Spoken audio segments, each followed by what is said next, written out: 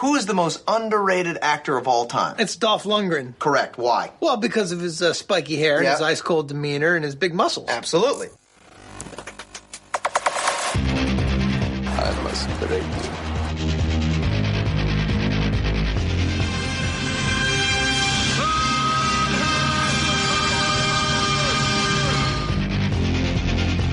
The guilty will be punished. My name is Sergeant Andrew Scott. Come on, guys, don't do this. If I don't get breakfast, I get real grumpy. I don't think you like me grumpy. And you go in pieces, asshole. Let's kick some ass.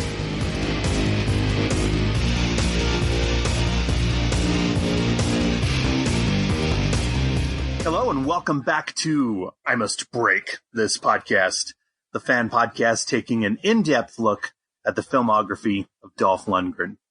Today we're jumping back into the Universal Soldier franchise and looking at the 2012 surrealist nightmare, Universal Soldier: Day of Reckoning. In this wild continuation of the Universal Soldier saga, martial arts sensation Scott Adkins joins the fold as John, a lost soul who's after the man who murdered his wife and daughter, Jean-Claude Van Damme's Luke Devereaux. Yet as John digs deeper for the truth, he discovers that not everything is as it seems, and that he's up against not just an army of upgraded soldiers, but another clone of Dolph Lundgren's Andrew Scott, who also has his own sinister agenda. Daddy, there's monsters in the house. What the hell?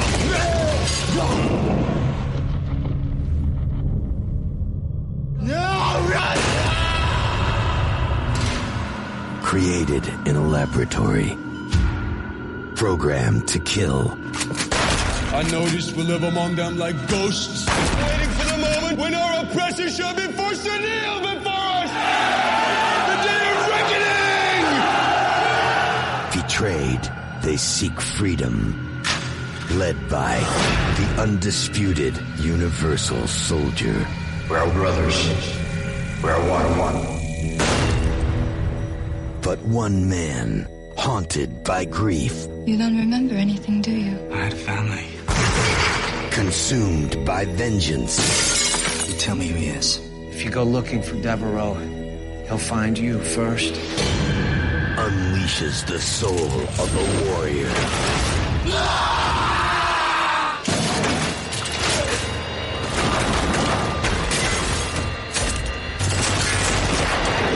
Put the plumber to work. Get down!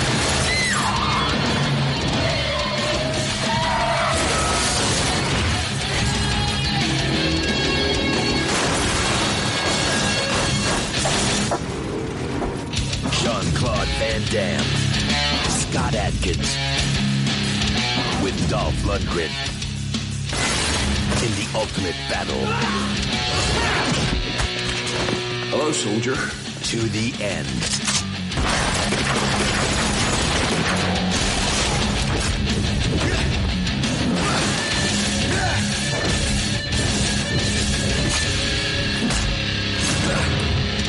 Universal Soldier: Day of Reckoning. There is no end.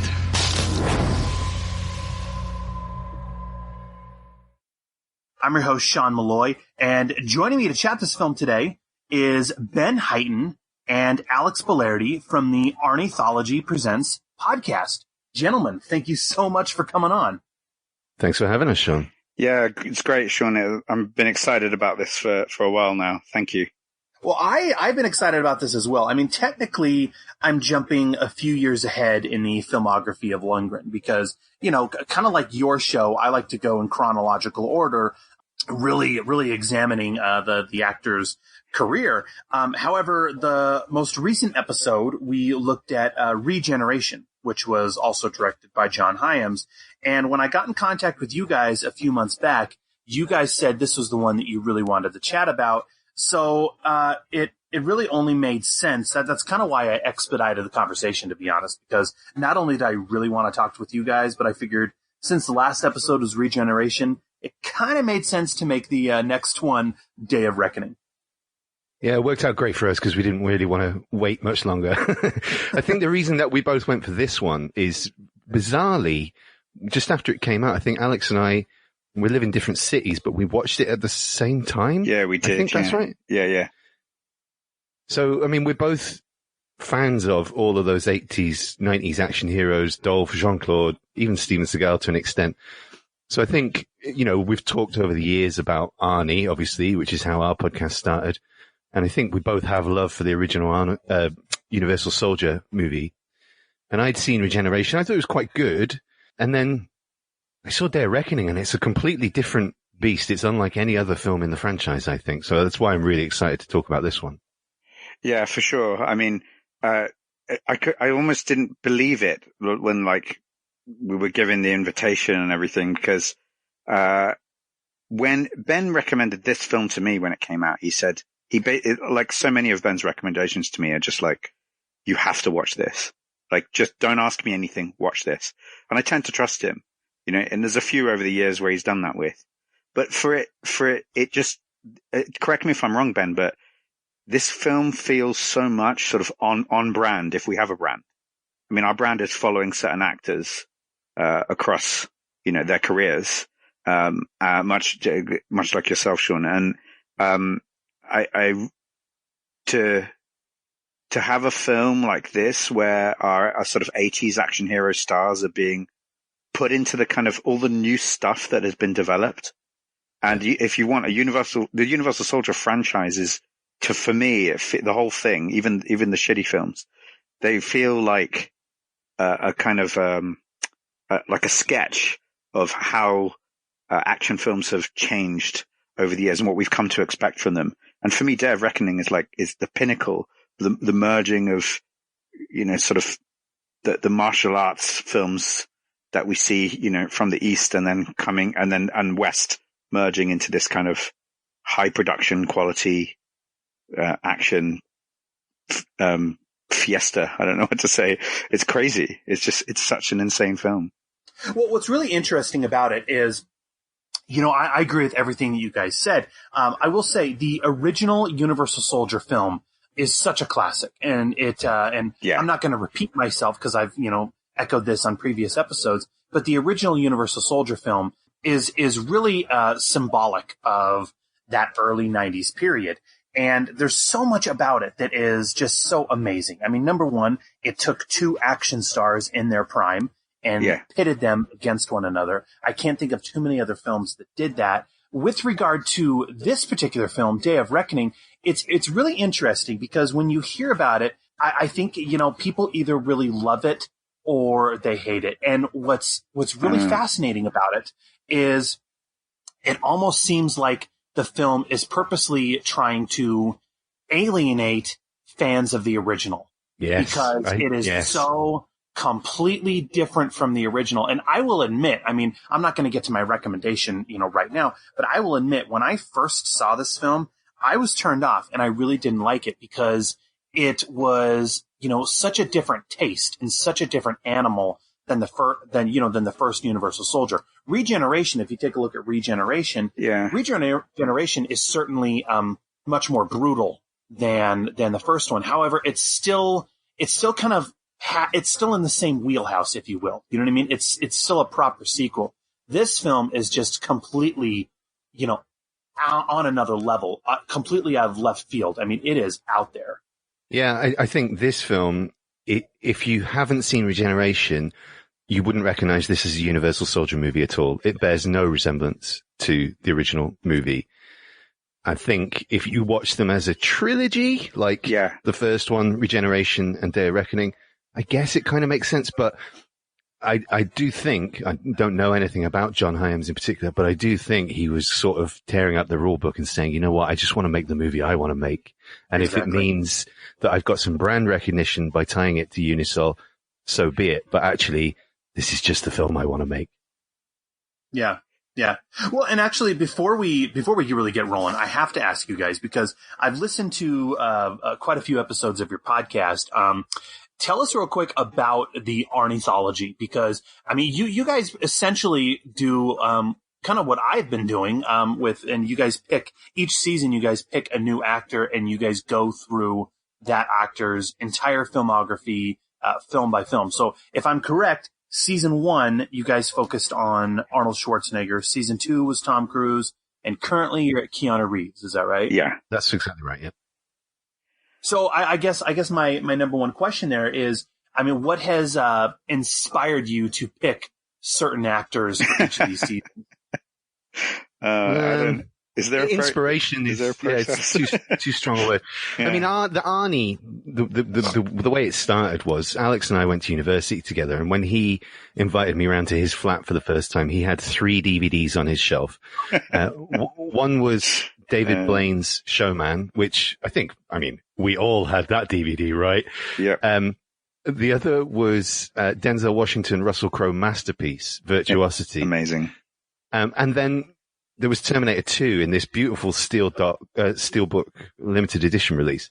So we got talking about them. It turned out we were both big Arnie fans. Alex showed me a picture of him in his teen years in a, what do you call it, like a unitard? Yeah. I was rowing at the time, so I was like just working out. I was pretty ripped, but yeah. It is just a rowing lycra, that's what it is, yeah. Oh, right, okay. But you were doing the classic Arnie, bodybuilder pose. Yeah. And so, fast forward like 15 years, and I had been involved in another podcast project that had come to an end. I fancied doing something again, and I just put it to Alex. I said, let's go right back to the beginning, do all of his films in order.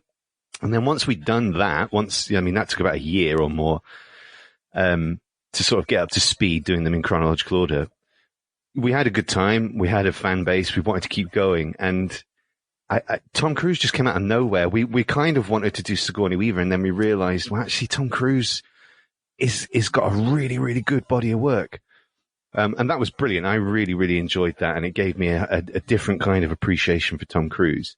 When we came to settling on Keanu, I think it was really just last year he was having a real cultural moment. With the anticipation for Cyberpunk, the game that's coming out, and just lots of memes around him and it coming out that he's just a wholesome, good dude. And it just felt like it was the right person to maybe do something a bit more popular, maybe less niche than what we've done before. And of all of the guys that we've looked at, Keanu's the person whose films we actually know the least. We only really know the big hitters, and it's been really interesting finding all of these small indie films that he's worked on over the years. But that leads me to a question, Sean, because the natural crossover for our 2 projects is obviously Johnny Mnemonic, because that would be Keanu and Dolph Lundgren in the same movie. But when you contacted us about possibly doing a crossover, you didn't mention Johnny Mnemonic, I don't think. You mentioned Street Kings. Yes. And look, and I know you floated out there on your show, but I will say it again. If you guys are willing and you guys would like a third voice on Street Kings, I would love to join you guys. So, but yeah, Street Kings is actually one of my favorite Keanu roles. And I voiced it in an email to you guys, but I'll kind of echo it again.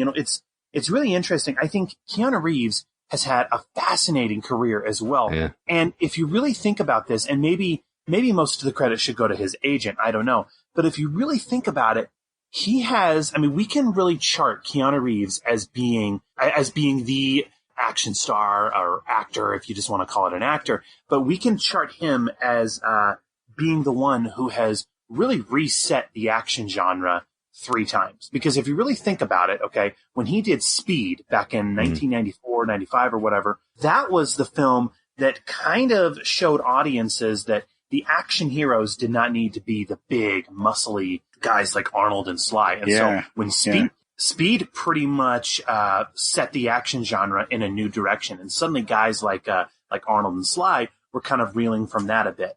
And then if you jump down a few years down the line, if you look at The Matrix, when The Matrix came out, I actually watched that one again just a couple days ago.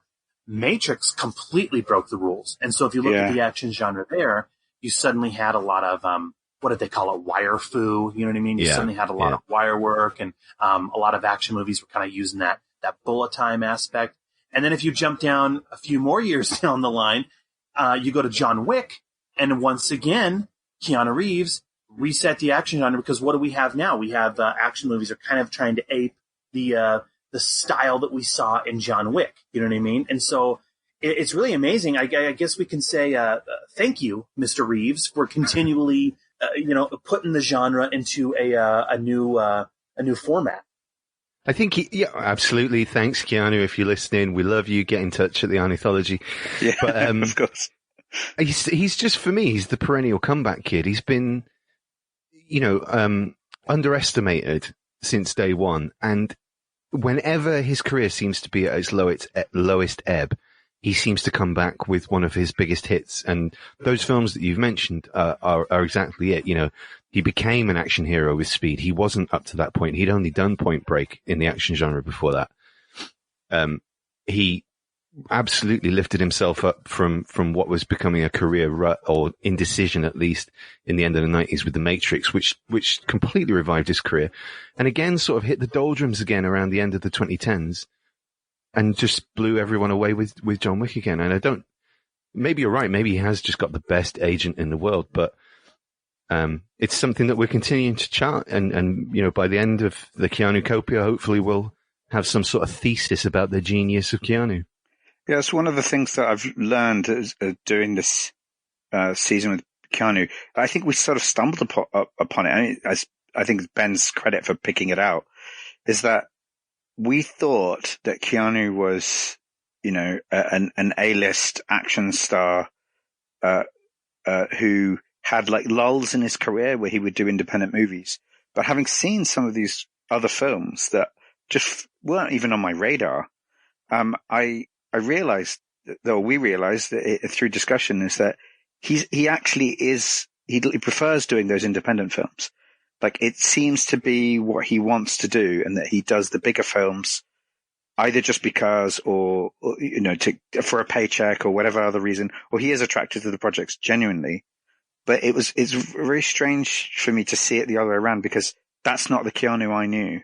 And I always made the assumption that he would do these other films because he wasn't getting the bigger roles, or his career was in a lull in some way. I sort of saw him a bit like a John Travolta, lull in his career until Pulp Fiction came along. But that's not the case at all with Keanu. He just seems to be consistently working. And yeah, he's done some films that we're saying are 1 or 2 stars, but I'm really excited to get into some of the other movies that I would not have wanted to watch otherwise. And I think that's the thing that's propelled me throughout our podcast is, first of all, Ben's invitation and insistence, as a friend and fellow podcaster, say, hey, stretch your horizons, watch these films, even if they're in genres that you don't like. And following one particular actor forces you to do that. And I'm wondering if you found the same thing with Dolph. I don't know nearly as much about his career as, of course, you must do, but he's not necessarily an actor that I would have decided to follow, albeit for some of the action films that I know he's in. But that was a large part of our thinking, was around, like, we thought about Meryl Streep. We have people constantly telling us to do Tom Hanks or Sigourney Weaver. And then, we have these other ideas, but we look at their body of work and we say, is it going to be interesting? And, I mentioned Meryl Streep. We just say, well, we don't want to do that, because every single episode's going to be, yep, Meryl Streep's great. Well done. Yeah, she's brilliant. She was nominated for an Oscar. Well done, Meryl. Yeah. Next week, Tom same Hanks, thing. Same. That's the same problem with Tom Hanks. And so it's like, we wanted to pick people who had bodies of work that are interesting. And I'm interested. I would also like to know, if you're willing to share, Sean, what your process was in terms of picking Dolph. Yeah, well, everything you guys said, I really appreciate. And yeah, I know. And real quick, before I forget, might I suggest for season 4, you guys consider the great Kurt Russell. You are body of work. You're absolutely not the first person to mention Kurt Russell. I think he's probably the person most people have suggested. And he's certainly in the running, yeah, for sure. Yeah, he big in the 80s, which is important for us because we had to grow up watching his films. He's done action movie stuff, absolutely. Iconic action stuff, definitely. Yeah. He's done lots of different genres, and he's still working today. And he's still pretty good. I like Kurt Russell a lot. I think it's a good call. He's so cool. He's so cool. And it kind of like with, going back to what you guys said about Street Kings, I think the reason why I've gravitated to Street Kings and also why I gravitate to someone like Kurt Russell is in Street Kings in particular, Keanu is just so cool.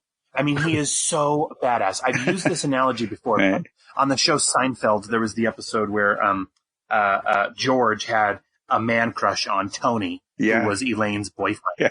And that's kind of how I feel when I watch Street Kings. I just, when and I feel silly admitting this, but it's great. When Keanu was on screen in Street Kings, and he is wearing, I'll never forget this, but when he is wearing that Pantera shirt, and he's wearing all these rings and everything, he just looks so cool that I feel like George Costanza, where I'm like, dude, can I hang out with you? Yeah. Like, can I? I feel pretty much like that about every Keanu film, to be honest. Yeah, I mean, anyone who's listening to our latest season Ben is crushing hard on Keanu, like, all the time. And not even just Keanu, just his hair. Really his hair more than anything. I have a hair envy. Yeah, it's something that comes with middle age. Yeah. The man doesn't age either. I mean, can we just say that as well? Like, that's a thing, isn't it? Isn't there there's a whole website like Immortal Keanu or something like that, isn't there?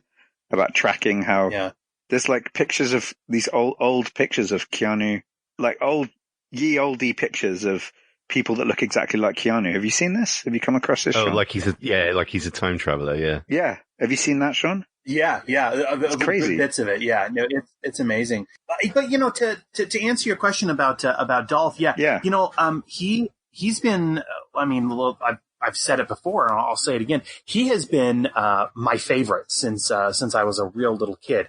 And so when I decided to get into podcasting, I saw that there was a bit of a niche, that there were movie retrospective review podcasts out there, obviously, but there was not one dedicated to Dolph. And I feel like, when you are on this journey and you are going through an actor's entire filmography, I mean, and I've seen these films already before, but when you are going in succession and watching every one of these films in order, kind of like with you guys, I imagine, you not only do you appreciate the actor and their career and their decisions in this order, but you kind of start to understand things, and why they chose certain roles, when you go in order, especially as you look back upon it nowadays. I mean, for example, I imagine when you guys did Kindergarten Cop, when I first saw Kindergarten Cop, it was a, cute little, you could say family film, but it's actually kind of oddly violent in some parts.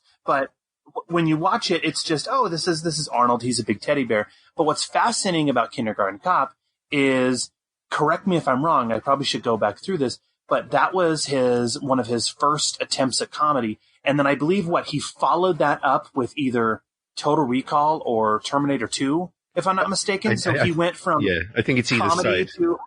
He did Twins, which was obviously it was such a huge hit, Twins. That was his big entry into comedy. And then, you're right, Total Recall, Kindergarten Cop, T2. I mean, it's just a really weird spread of things there. But you understand, like, okay, this is why he chose to do this film at that moment in time. He wanted to kind of tap into, another market, but he also wanted to dip back into the market that he knew and that he understood and that he knew was going to sell. And so I think with any actor, kind of when you go on these journeys, like I said, you understand it and you appreciate it more. I mean, I'll admit right now, I am really not looking forward to covering Dolph Lundgren when he did Kindergarten Cop 2. I'm not looking forward to it. However, going in this order, I can understand why he did that, because when he did Kindergarten Cop 2, let's see, that came out in 2016, 2017. He was on a bit of a comeback, and while that was a direct-to-video film, I think around that time he wanted to kind of strike while the iron was hot, and so that came in a period in his career where he was just signing on for tons of these small little direct-to-video projects, but that one in particular had a fairly big marketing push, and for a direct-to-video release, that one was pretty big. And so I think, like I said, when you go back through and you watch these films, especially in hindsight, when you watch them today, they always say hindsight is 20/20. So you get I guess you get a greater understanding is what I'm trying to say, is why they picked on certain roles. Yeah, that's exactly right, Sean. Like, there's an interesting thing I think might seem like a bit of a jump, but I feel like it's a good segue before we get into talking about the movie as well, is, I've always thought of like, there's one or two, maybe three tiers of action stars. And, we have the sort of the Planet Hollywood group. You have Arnie, Sly, and Bruce Willis, that you might say at the time of 80s, 90s action, they're the pinnacle. But then you get your, JCVDs, you get your Dolphs, you get your Chuck Norris, you get people like that who, they are doing a lot of direct-to-video stuff, but kind of nipping at the heels, if you want, of these A-listers. And case in point, there's a nice, neat little story.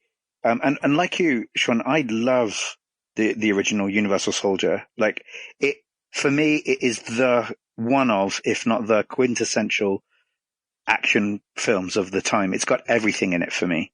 It's got action. It's got that cheese, that kind of a bit of melodrama as well. And it doesn't dip into that kind of thing that it descended into with the subsequent films that came out in, like, I think the same year. I think there was 2 sequels made in 98, with Matt Battaglia. Is that his name? Yeah. And the Canadian made for TV sequels. Yeah. Awful. I don't think it pays to even talk about it, but maybe offline, I've got there's just funny things to comment on, and I watched all of them just in preparation for this, just to see if there was anything that stuck in the Unisol universe, anything that was canon. But really, nothing in the John Hyam films, nothing really does stick other than from what the original is. And there aren't really any characters that cross over at all. But I think it does pay to watch the original and then these two. And the return is just, in many ways, the return is worse. Yeah, because the Matt Battaglia films, you can just enjoy them as like, some weird X-Files episode or something. That's even though the X-Files was great in its own way, it had some pretty awful episodes. But it has the same production values as those very early X-Files episodes. It is made for TV, like you said. There's a story about Arnie visiting the Universal Soldier set and, to visit Jean-Claude and to have a tour of the set. And this private plane arrives, where they're filming, and it's Tom Cruise's jet. It's Tom Cruise's private plane. And the story goes that, everyone knows this is Tom Cruise's plane arriving, and Arnie comes off the plane. And the reason why it's Arnie's because Arnie's private jet was in the shop. It was getting repaired. Sure. So Tom Cruise lent him, so you can borrow mine. It's just like borrowing my car. It's insane. And the theory goes, or the fan theory that I was reading anyway, the guy who's writing the article, he was saying it seemed as though Arnie was checking out the competition, because not only just Jean-Claude is visiting, it's Dolph is there too. And it seemed as though Arnie was, it's the kind of, if you watch some of the interviews that he gives, especially, on the Predator, making of, you see how competitive Arnie was and how he was looking out for the people that were his competitors, but also there was a camaraderie there. Apparently they went back to Jean-Claude's trailer after a tour and they ate chicken and pasta. but I think it's a weird story. But that's really interesting because if I think about, so bizarrely, my best friend when I was about 10 years old was also called Alex, different Alex, but we were big into Arnie films, and we're fortunate enough that our parents let us watch all of the 18 certificate. Is this the only reason you asked me to come on, the podcast? It's a big reason. I'm not going to lie. I just remind you, you just said, Alex likes Arnie films. Yeah, I get to relive my youth a little bit, yeah. Great, thanks, man. But, you're watching Predator, Commando, all Red Heat, Raw Deal, all of them. And you want more of that. And there's only so many Arnie films. So you start looking at the other films that are on the same shelf in the video store. Yeah. That's how you find, AWOL or Kickboxer. Or, Joshua Tree, right? Punisher. So that's how Punisher, right. So that's how we got into the Jean-Claude Van Dammes, the Steven Seagals, Mark Dacascos, Dolph Lundgren. Okay. So then when Universal Soldier comes out, it was for us like when Heat came out, you know? Yeah. Like these two are together for the first time. And they're rivals. Like, this is going to be a film of these two kicking the shit out of each other. And that was so exciting. And that first film, okay, it's corny, you know, it's cheesy, it's very 90s or whatever. It's so much fun. I mean, it was extraordinarily violent at the time, really. It's a very gory film in a lot of ways. But it's gory with all of the fun of that 90s action genre. And Dolph Lundgren, I have to say, is still absolutely amazing in that film. His scene, stunning. Yeah. His scene in the grocery store when he's ranting. Oh my God. See, they're everywhere. Yeah. That bit. Yeah. I love that scene so much. Yeah. And some of the faces he pulls in the final fight as well are great. Oh my God. When he throws the grenade and he gets Veronica, he does this kind of fist bump to the air. Yeah. It's insane. It should be a meme if it isn't. It should be like some GIF. Like, it's insane. He's just like, yeah! Like, he's so happy that he got it. And, it's insane. Well, and the grocery store scene, and in the grocery store scene, you said it right, Ben, but you have to remember he does a pause. Because he goes, see? Yeah. And then there's a pause. Yeah. He kind of holds up his arms. He's all, see? They're everywhere. Right. You know, and the pause is the best Sean, thing about that scene. Sorry to jump ahead, Sean, and to jump in, but that's the thing that I enjoyed, particularly with his performance in Regeneration. Like, I was waiting for that scene. You talked about it on the episode that you did with David Ullman. Is that how you say his name? Yes. It was, you both pointed it out, and I want to reiterate it.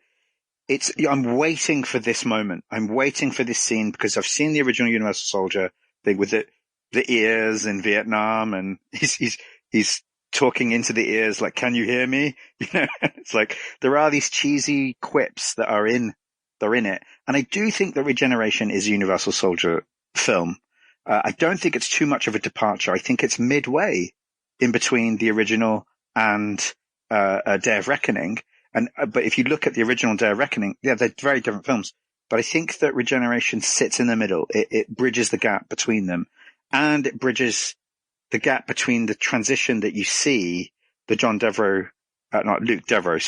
Luke Devereaux character taking, that he's going through this evolution, that it does make sense with the films in sequence. You see how he turns into this kind of Universal Soldier god in the end. But for him to go from the character he is when Dolph is, about to kill these villagers in Vietnam to becoming the same basically as the Dolph character and becoming Dolph's, alpha, if you want. It kind of, to me, it's like Dolph was always the Universal Soldier, if that makes sense. And he's always the psychotic one. And that's the thread that I see going throughout the whole thing, is that there's something in Andrew Scott's genes that make him, that he's always going to be this way. There's like a genetic memory that he's always going to be this psychotic killer. He's a psychopath, and that's the difference. Luke Devereaux has humanity, and it's that drives their rivalry throughout. And that is what's so interesting about Jean-Claude's character in Day of Reckoning, I think. Exactly. Yeah. No, I mean, and I was just going to say, this particular film, I mean, I remember when I first heard about this, and I was kind of in a bit of a disbelief that it was actually going to happen. Right. But what's interesting is I remember I was, following the production, and when you see, I mean, early on, before I even saw the film, when I saw the various production stills that were being shopped around, showing what the characters looked like in costume, it was almost a shock here. And you could tell, like, okay, John Hyams, he's going for something different here, because Jean-Claude Van Damme, he is, this is not the same Luke Devereaux this go around. I mean, and when I saw some of these early photos, Jean-Claude has a completely shaved head. Yeah. He's completely bald. And the leads in these promotional, production photos, the leads, so Dolph and Jean-Claude and Scott Adkins, they're all posing with machetes. I'll never forget this, but they all are holding machetes. Right. And I'm thinking, at the time, I was like, okay, this is a different animal. This is going to have a different taste. And if you look at this one compared to Universal Soldier Regeneration. As if Universal Soldier Regeneration wasn't brutal enough, this one completely goes off the rails in terms of its violence and brutality. Yeah. I mean, there's no holding back. No holding and back. That's the big tonal difference between the original Universal Soldier and this one is, as violent as Universal Soldier is, it is predominantly fun. It's entertainment along with the violence. I don't think the violence in Day of Reckoning is supposed to be fun. I think it is supposed to be ugly and upsetting and forcing you to almost look away. It's how we empathize with John's character, Scott Adkins' character. Well, it's very, very acerbic. It's very unsettling. I mean, and if you think about it, whereas Regeneration was a hybrid of action and horror, this one is most definitely leaning more into its horror. Because this film is almost more of a horror film than an action movie. I mean, every time a gun is fired in this movie, the camera rarely shies away from its impact. I mean, every headshot just when the kid's getting shot, that's it. Yeah, and as a father now myself, I'll admit the opening scene it's rough. I couldn't watch it. I mean, and from that opening scene, Sean, I had to fast forward. I saw it when it came out, but I don't know whether it's older age and, having children around in my life, I just couldn't. I just went straight. I knew what was happening, and I said to myself, I don't have to see this. And I fast forward. But what a statement of intent, like right off the bat. I feel almost sorry for the poor sap who went looking for a cheesy action film and thought, I'll give Day of Reckoning a go. Because, I mean, again, he's trying to alienate. I think he's trying to alienate fans of the original. I wouldn't have said that, but decision. You guys are right. I wouldn't have thought that's the case, but in a similar way that, like, I don't know if this is a really weird, like, sidetrack, but it felt like that way with Rick and Morty. Like, it seemed like Justin Roiland, like, even in the, like, third season, they were already doing episodes that were like, oh yeah, you want something funny, let's do something. And they just came out with Pickle Rick, and it was like a fuck you to, like, we're not going to do what you think you want us to do. We're going to do what we find fun and interesting. Ended up being fun and interesting. I don't think that's the goal here. I think John Hyams has taken the concept and said, what would it actually be? Like, if this was real, if the government was in control of this program and lost control of this program, what would happen? And he nailed it. I think he fucking nailed it. The script actually isn't necessarily that interesting. It's a pretty standard revenge plot, really, from Scott Adkins' point of view. But from that opening scene onwards, what John Hyams does with it is he actually manages to give it a certain amount of emotional resonance, because he's really using a lot of different tricks to try and immerse you in what Scott Adkins is going through. And I'm never going to say that Scott Adkins is going to win an Oscar for Best Actor or anything. I like him, but I think John Hyams is doing a lot of work for him in this instance. You've got the POV sequence right at the beginning, complete with artificial blinks as part of the cinematography. Oh, yeah. And then, pushing you up to that point of, surely they're not going to kill the kid. Yep, the kid is the first to go. And then, it's not actually. Actually, the hardest thing to watch in the whole film is the stroboscopic sequences. Oh my God, there should be a warning. Yeah. There should be an epilepsy warning or something at the beginning of this. There isn't. Yeah. Yeah. Well, and let's just say right now, I mean, the fact that that John Hyams made this film the way, the reason why I think this film looks and feels and is the way it is because I feel like John Hyams had the pull to make the film that he wanted. And I think the reason for that is because Regeneration was success. So, really? Well, I didn't realize it was, yeah. Well, and I mean, I'm going to kind of go back to what I said with Regeneration, but in Regeneration, I feel like John Hyams was the real star in that movie, because regardless of the violence and themes throw fans off, there's no denying that John Hyams has his own aesthetic and style, which is loud, proud, and on display here. And so, I mean, the story goes, John Hyams took over the Universal Soldier franchise in 2009 with the sequel, Regeneration. That film turned out to be a modest success in terms of a direct-to-video action film. And so Hyams was brought back on board to helm the next installment. And what he did, which, as we keep saying, was a risky gamble, but also slightly ingenious, is he took this in a completely different direction. Because Hyams now had the weight and pull to do this. And, look, we've seen this happen all the time in Hollywood. When a director takes a franchise or noted property and he turns it into a success for the studio, well, then that director is given more creative control with their next film. Yeah. I mean, look, the example I always love to cite is, look, for example, at the original 1989 Batman compared to 1992's Batman Returns. Batman Returns is so much more of a Tim Burton film than the first one. And I think a lot of that is because Warner Brothers backed off a bit and they said, okay, you've shown us what you can do. It was a success. Make the film you want to. And I feel like that is exactly what Hyams is doing here. No way would Hyams have been able to go this route with Regeneration. Yeah. But because Regeneration was a success that it was, Hyams said, okay, I'm going to do what I want to do, and I'm going to add a Lynchian element and a David Lynchian vibe to this entire franchise. Do you think that's because do you think he knew he wasn't going to get another one? Like, because there hasn't been one. Well, I was just going to say, I don't think John Hyams has been able to cash in those chips for anything much in the years since, has he? Have you seen any of his subsequent films? Because I checked a few out on IMDb and they don't have very good reviews. He did a dramedy. It's a sports dramedy called All Square that is actually a charming little movie, but it's not an action movie, obviously, at all. It's very, it's a very straightforward, simple little independent drama comedy kind of thing. He did another one that's out right now called Alone, about a woman being hunted in the woods by a stalker of serial killers. That sounds like more like his film, though. The other one sounds like a paycheck. Yeah. This one sounds like his film.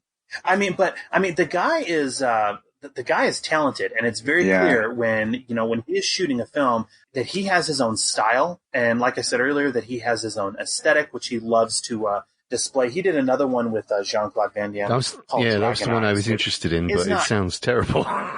It's not good. It's not good, to be perfectly honest. And Jean-Claude he's barely on screen. I think Jean-Claude at about 2008, 2009 kind of started saying, this Hollywood thing is, I'm going to be semi-retired. Because if you look at all of his films, he takes on these supporting roles and he doesn't speak a heck of a lot. You almost sense that he doesn't even want to be there. It's such a shame because all of this stuff happened just after the JCVD movie, which Alex and I have talked about. His performance in that is remarkable. God. Like I love that. So film. Good in that. And then he did these couple of Universal Soldier films. Like, good, okay, this is cool. You're doing interesting stuff. And then, it just seems to have evaporated. Although I understand Jean-Claude Van Johnson, the show he did on Prime, is supposed to be quite good. It was okay. I think a lot of people loved it, and there are some things about it that are fun.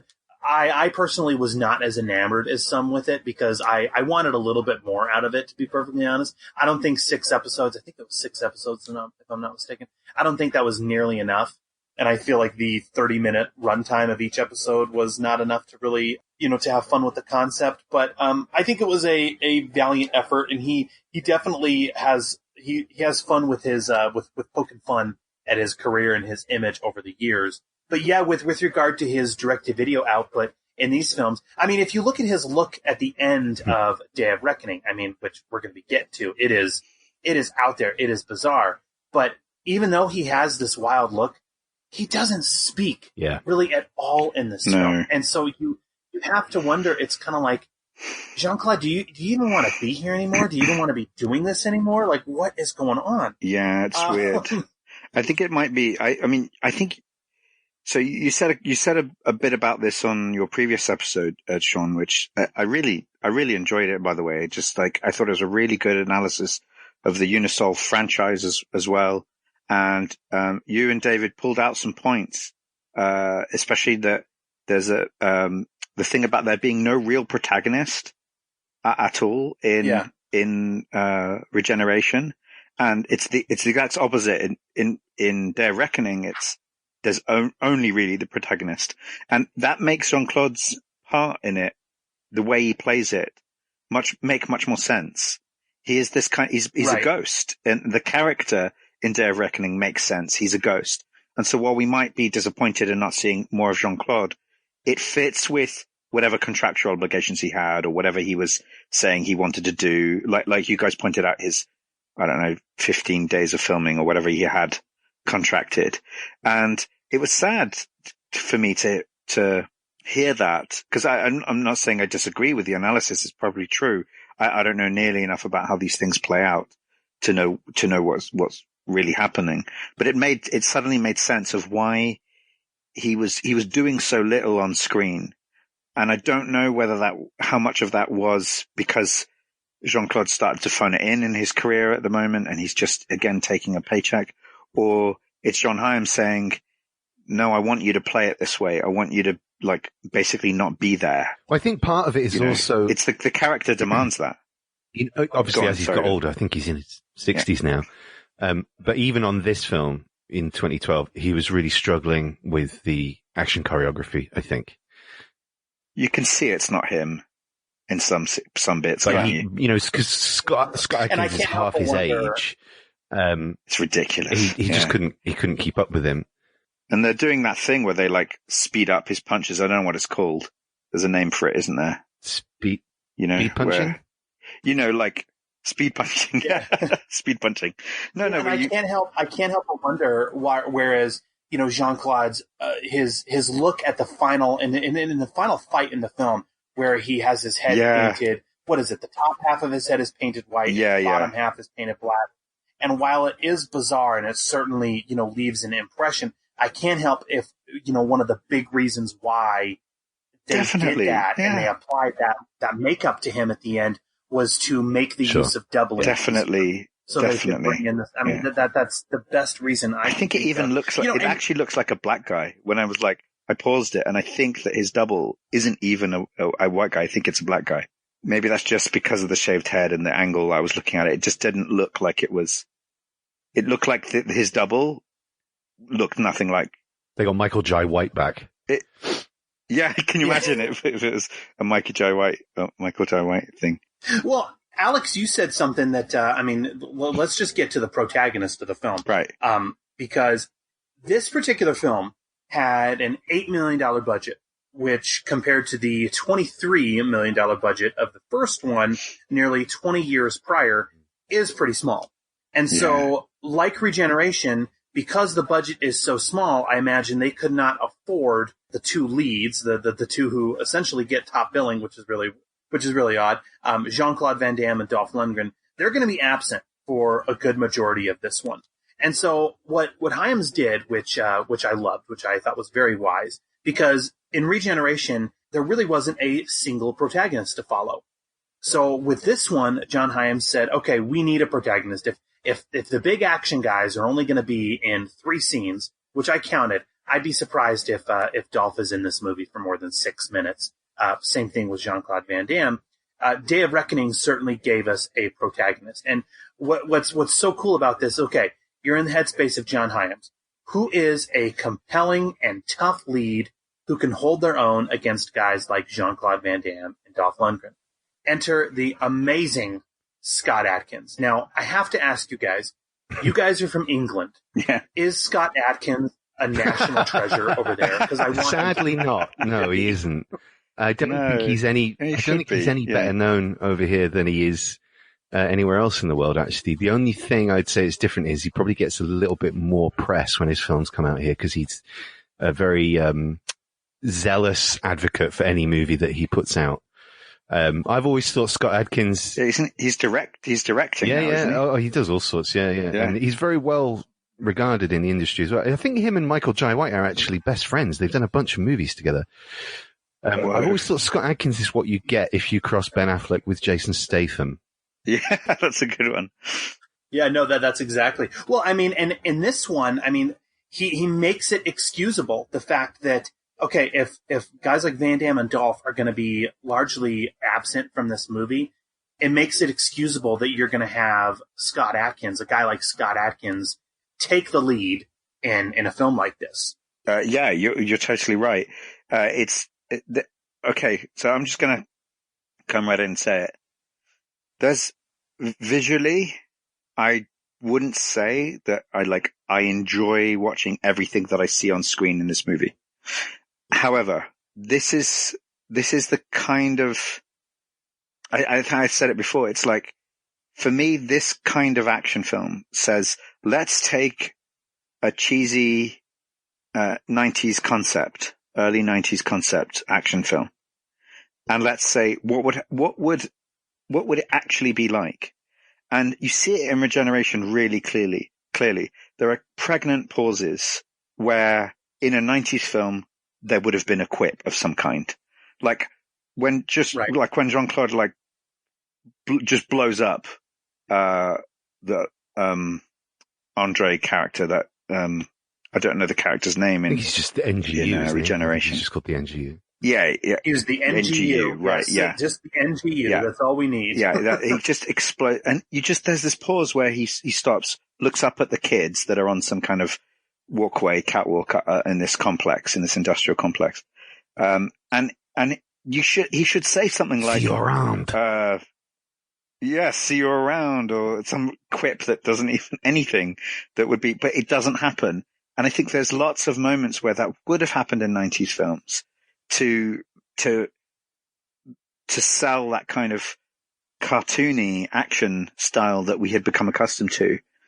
And a friend of mine said it, when we watched Speed, for our podcast, she just said, why can't we make films like this anymore? Why can't we have the cheesy 90s action film? And arguably the only franchise I think that's still trying to do it is the Fast and Furious movies. Unless I'm wrong, unless there's a lot more that I'm not paying attention to. And like it might be a lot of direct-to-video stuff or direct-to-streaming stuff.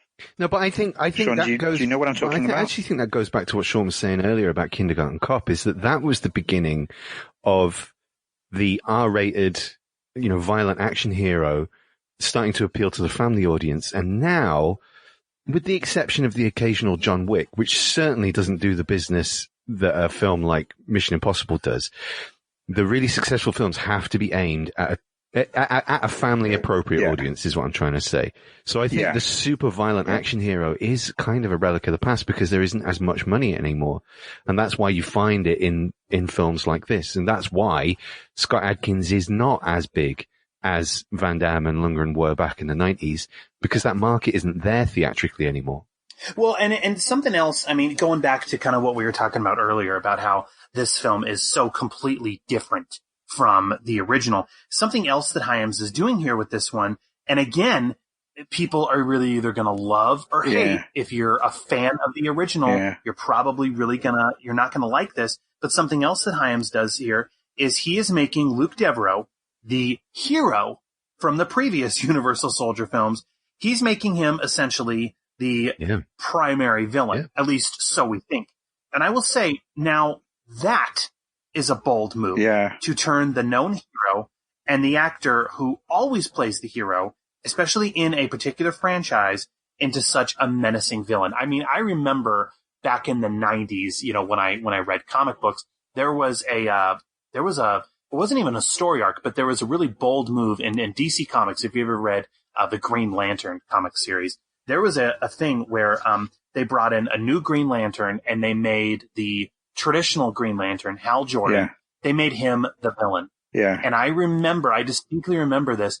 It pissed off a lot of comic book fans, and it even started like this huge, it was before really the growth of the internet, but it started this huge campaign where fans were mailing in their disagreements with this particular move. And I mean, I guess I can go both ways on it. I will say I think it is a bold move. I think it is clever, and it's certainly keeping the franchise on its toes.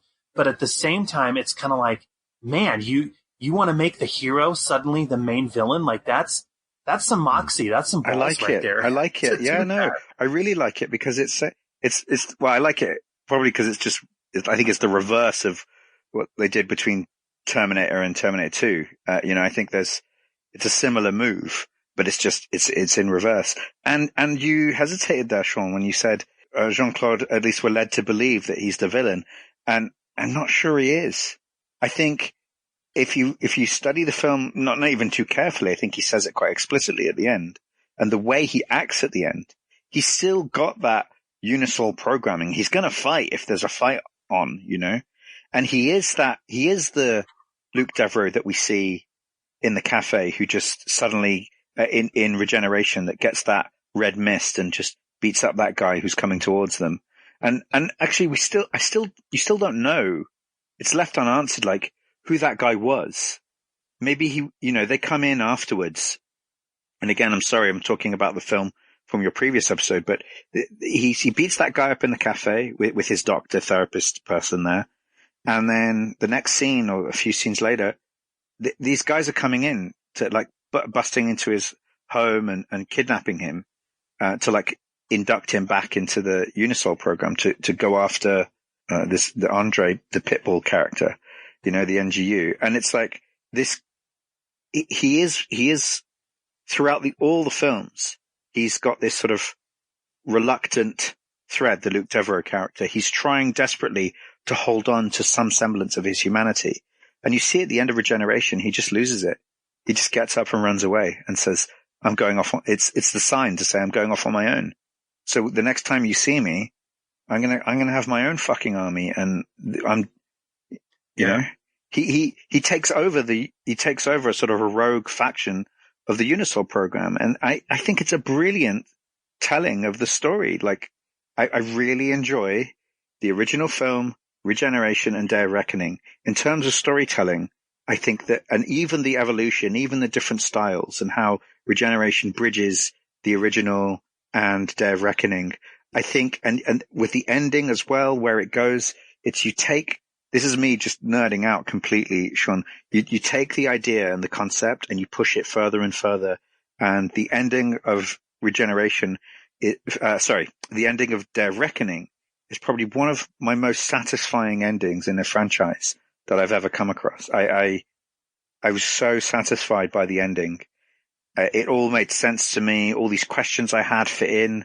I don't know. That's the feeling I get. And I'm wondering if either of you feel the same. Well, I think the point about making Van Damme the antagonist, the villain really, is, it's more interesting to go that route than to carry on having Andrew Scott as the psychopathic cult leader, because he's like the beater now. Yeah, exactly. And so his rival is now his master. And I think there's shades of that in Dolph Lundgren's performance as well. Like when he gives that speech and mentions the Day of Reckoning, so good. There is a little bit of, it looks like regret or something. There's some conflict in him there. And if he was playing the role that Jean-Claude is.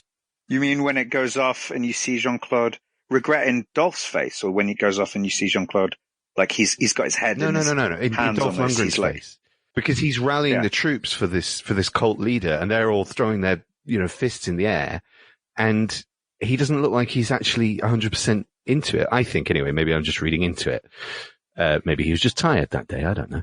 But well, I think he's spouting the rhetoric he's always wanted to spout. I mean, he's almost like a mouthpiece for a cause, And I think, I think that the Luke Devereaux character, it shows his brilliance as a leader to say, I'm not entirely sure what his mission is, what Luke Devereaux's mission is. I think he's just doing something that relates somewhat to his programming as a Unisol, and in part, and also relates to his sense of freedom and family and ending this. Yeah, I think they were going to weird thing is create an army to strike back at the people who turned them into these soldiers. But he realized at a certain point in the fight, and correct me if I'm reading this wrong, that he says there's always going to be a John. And he realized that leaving him to be free, the Scott Adkins John character, he's won. Because he's, through whatever he did to him, like, it's a weird set of circumstances. They deprogram him, and then the plumber tries to kill him. The Pitbull guy. Do you know what I mean? It's like this. Yeah. I found it confusing, but at the same time quite thrilling, because I'm constantly guessing. Even though I'd seen it before, I'd forgotten the plot, and I was constantly guessing what's going on. Who's this FBI guy? Realizing he's actually like a handler of some kind as he's putting the pieces together. And it's so satisfying to me. And I honestly don't think that Luke Devereaux is a villain in this. He's painted as one, but I think he's the same Luke Devereaux hero that we saw in Universal Soldier. I don't think the character is different. I think that is too different. I think we've seen an evolution of the guy. He's become different, but I think we've seen a coherent evolution of the guy that we saw in the original movie because of, if you take stock of what's happened to him. Yeah, I think you take stock of the things that have happened to him. Obviously, the film is told quite literally at a lot of points from John Scott Adkins' point of view. Yeah. So we have to believe that Jean-Claude is the villain because his memory is that this guy killed his family. Correct. And he even says it, doesn't he? He says, if you believe I killed your family, I did. Exactly. So by the time you get to the end, you're probably right. He's maybe not as much of a villain.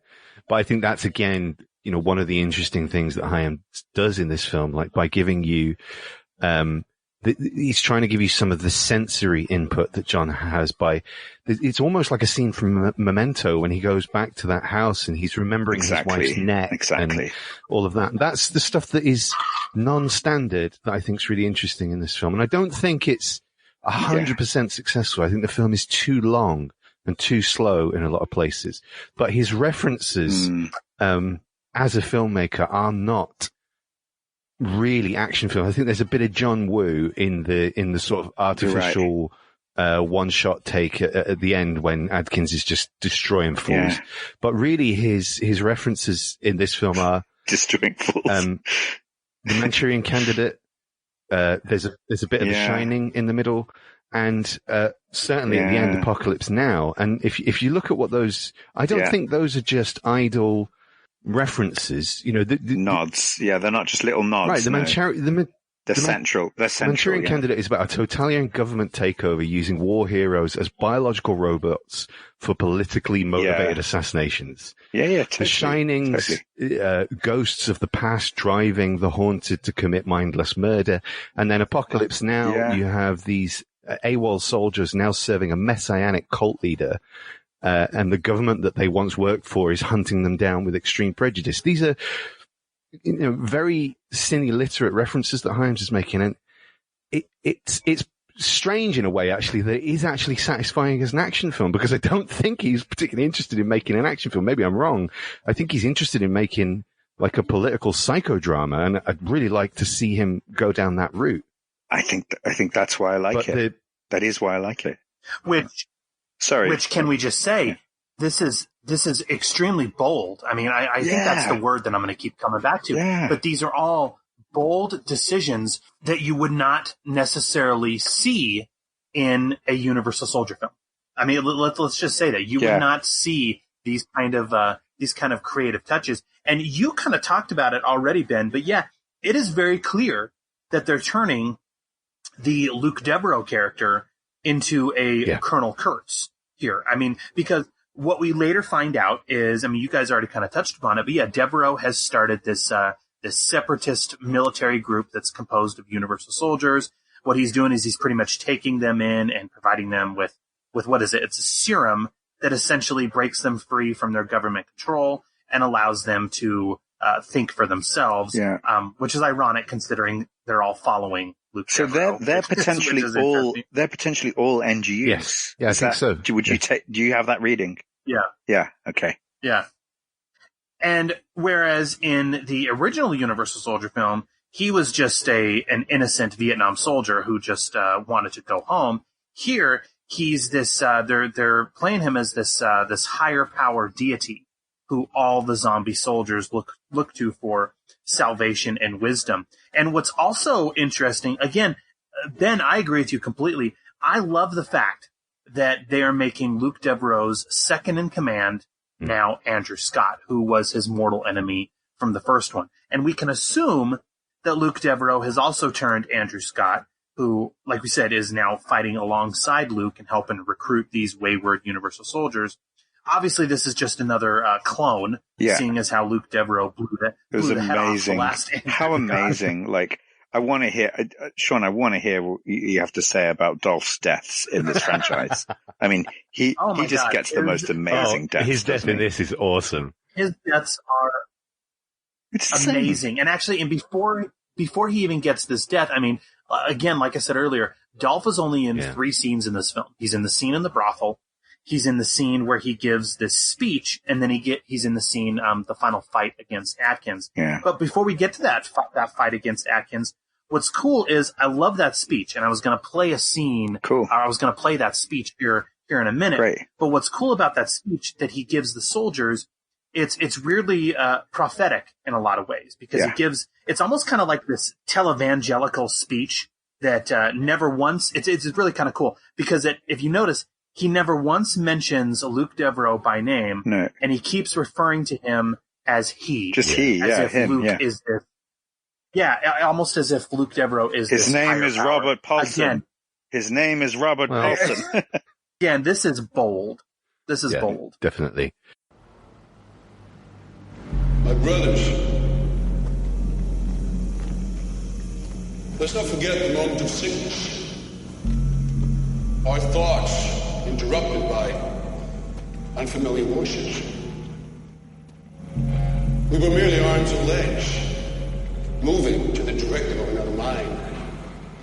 But in an instant, the veil was lifted. And today, brothers, I stand here and declare, your minds are now your own. Each and every one of us, bred into slavery, superior to our creators.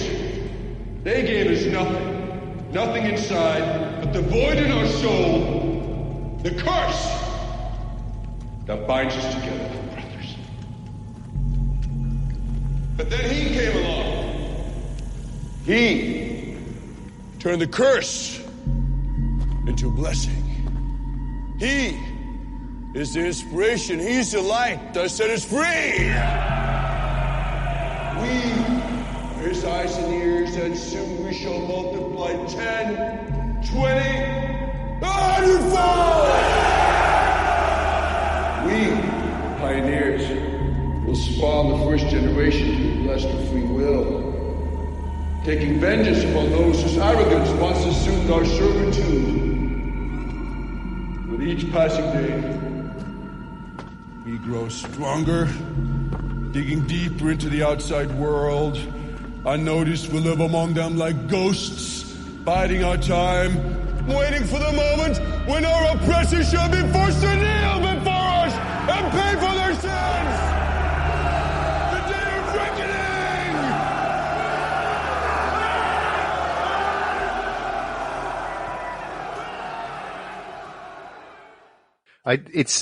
But I think therein lies the problem.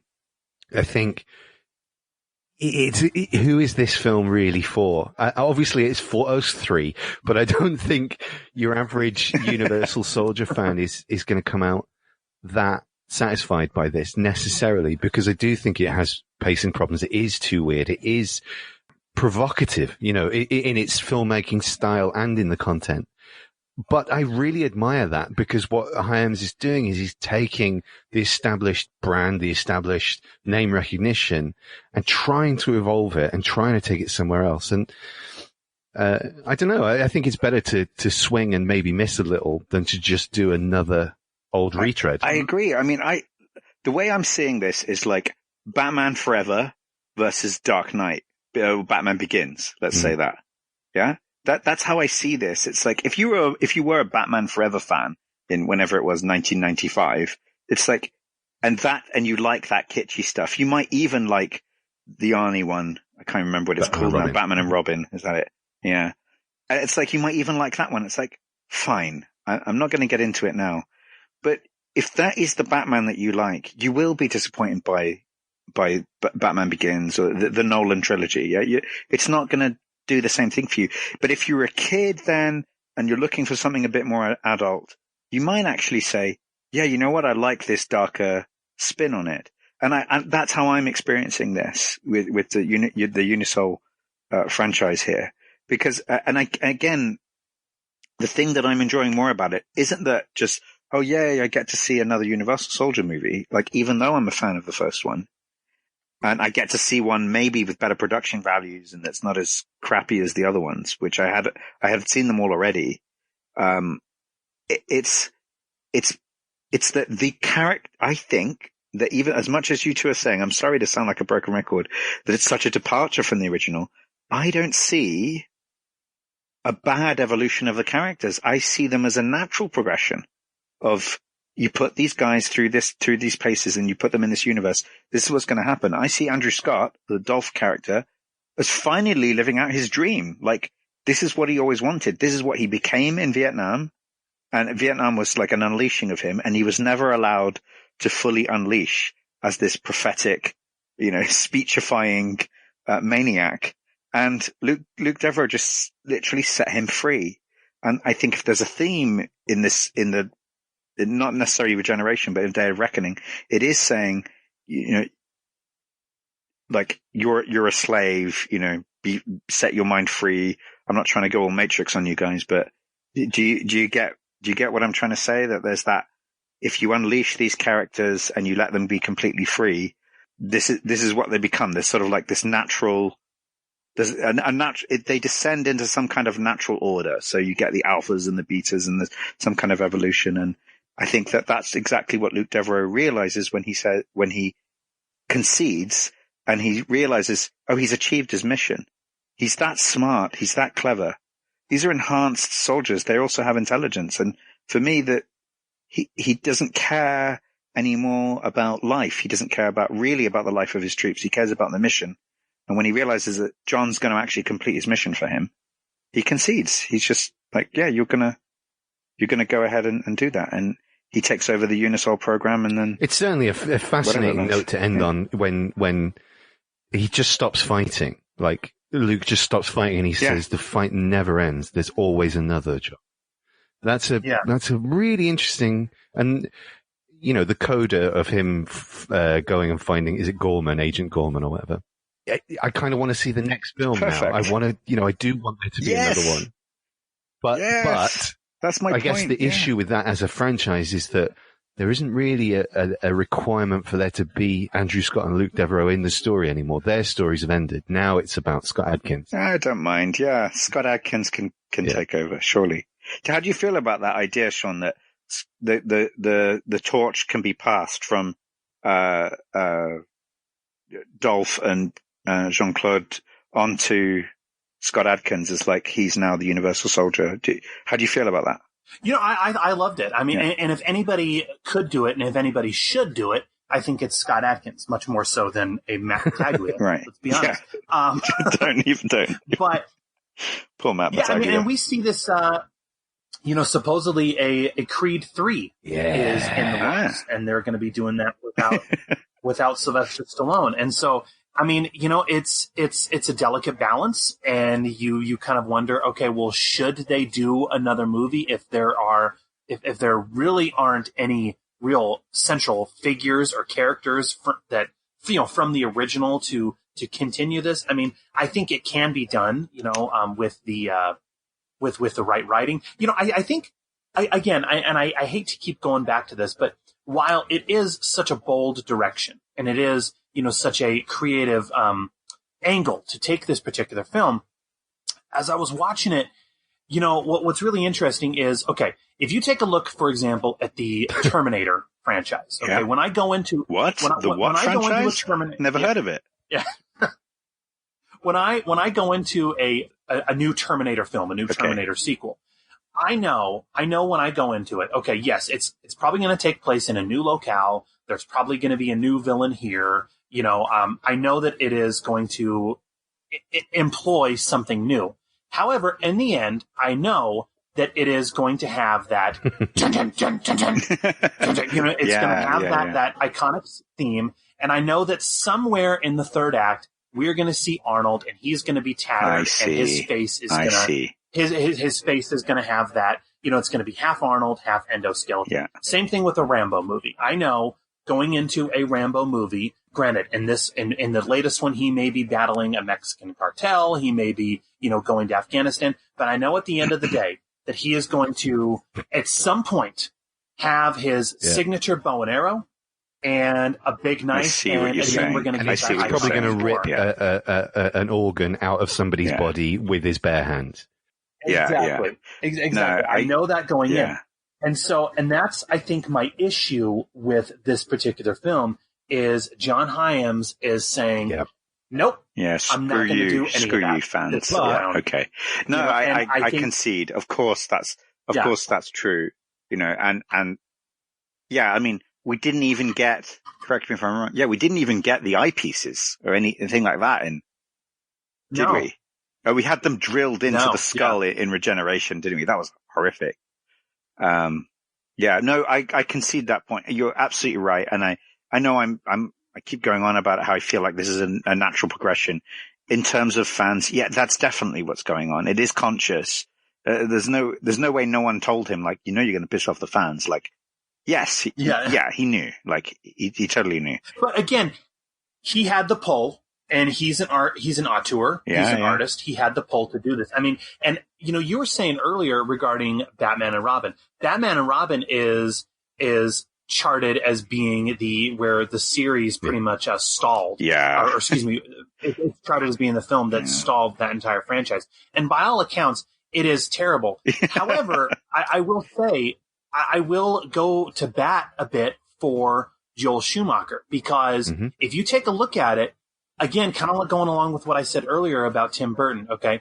He did Batman Forever, and Batman Forever turned a huge profit for Warner Brothers. And so what Warner Brothers essentially told him is they gave him that creative control, and they said, hey, Joel, do more of that.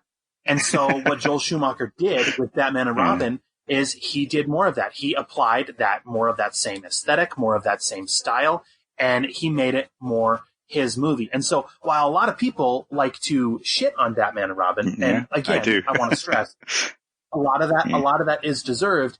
However, it's kind of like, well, you liked it in Batman Forever, and Batman Forever is terrible. It is. But everyone liked it at the time. Yeah. And so I'm guilty. I was one of them. I was one of them. But that's bring it back to this film. Regeneration is more of the standard action film that you expect. It's very impressive for what he did on the budget, for a director to DVD or direct to video film, whatever you want to call it. Shot in Eastern Europe, all of that. But it is more like the standard direct to video action movies that you expect. This isn't. And yet, I don't think there's even a comparison in terms of quality. I think Day of Reckoning is far and above the better film, sort of objectively, just to look at it as a piece of filmmaking. Yeah. So it's interesting. Like it's Hyams squared, I guess, is what you're saying. He's been let off the leash with a decent budget. Go and do what you want. But because we haven't really talked about the action that much. I wanted to get into that. I wanted to break down. All right, you go for it. Because. Oh my god! I don't think I'm ready. Okay, I'm not ready for this. And we haven't covered a major plot point, but through some digging, we find out that Scott Adkins' character, he finds out that he is a clone himself. Yeah, and he has been repeatedly cloned as part of the government's Universal Soldier program. They have created this false reality for him, including the memories of his wife and child and their death, to spur him into seeking out Luke Devereaux and then killing him, because Devereaux obviously poses a threat to their organization due to the separatist army that he is leading. What's really interesting, I don't know if you guys saw it or picked up on this, but this is pretty much the exact same plot as this year's Bloodshot. Yes, with Vin. I did. I didn't make that connection, but you're absolutely right. Neither did I, yeah. Same exact plot. Yeah, both released by Sony, so I don't think there were too many battles and litigation there. Right. But, okay, so once John finds this out about himself, he gets multiple fights. Let's break these down. The first real fight, I love this one. I think actually this fight is probably the shining achievement in the film. He is being pursued by Andrei Arlovsky's character. We get a really cool car chase that is amazingly shot, I think, considering the film's budget.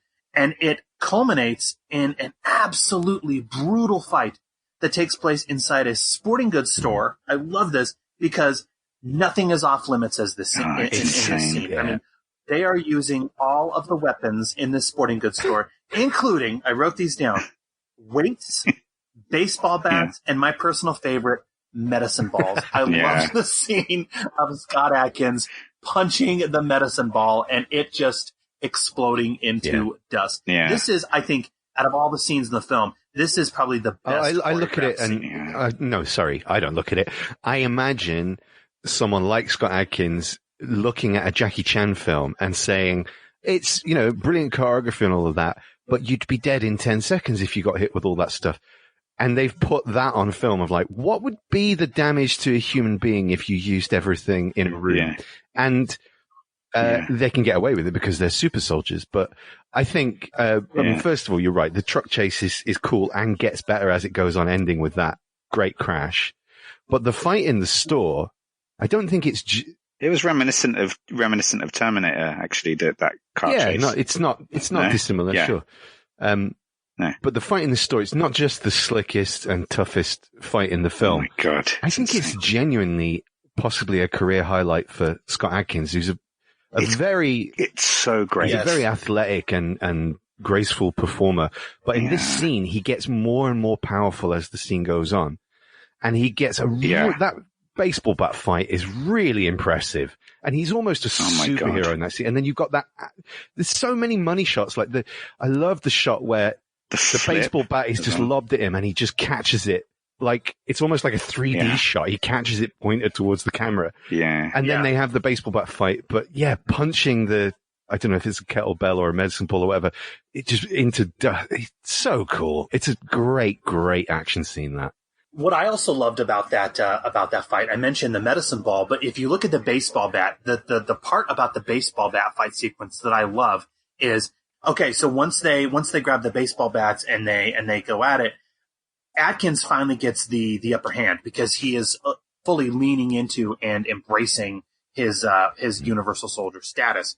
But what's cool about it, I don't know if you picked up on this or not, Ben, but when Magnus, the Arlovsky character, is down on the ground on his knees and he's pretty much gasping for breath, Adkins does this move with the baseball bat where he kind of gets cocky with it, where he kind of swings it and twirls it around. Did you notice that before he clocks? Yeah, and that's what I'm saying. I think he's almost reborn in that moment. He's realizing how powerful he is. He realizes his regenerative abilities, and it's him unleashing fully for the first time, isn't it? And that's why the scene works as well as it does. It's not just a cool fight. There's character in amongst all the action, and that's what the best action scenes do, I think. And I actually think it's almost a problem for the film because it never quite reaches that height again. The ending is cool and the one-er is cool. Yeah. But it's the standout scene for sure for me.